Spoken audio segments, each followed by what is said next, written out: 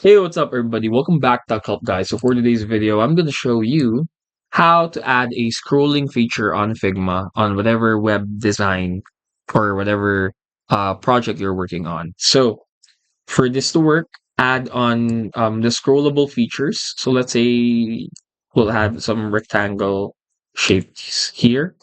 Let's color them all individually. So let's say different shades of blue. We have light blue, we have dark blue. Let's say light and the lightest one, just like that.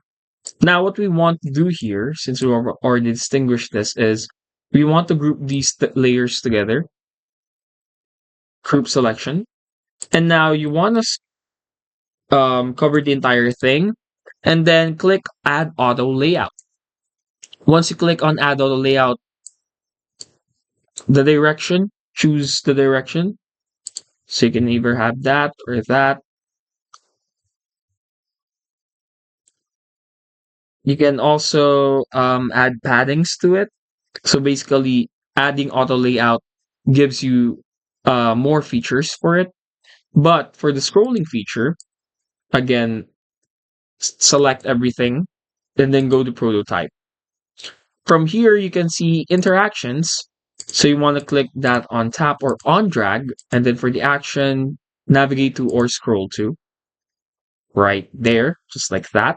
And then you can also click the destination, frame 4, frame 1. And then for the scroll behavior, this is what adds in the scrolling feature. So you can add it no scrolling, you can add a horizontal scroll, vertical scroll, or even both directions. And that's it. That's how you add a scrolling feature on Figma. We hope this video helped you out. If it did, please do hit the like and the subscribe button and follow us for more videos only here on Tech Help Guy.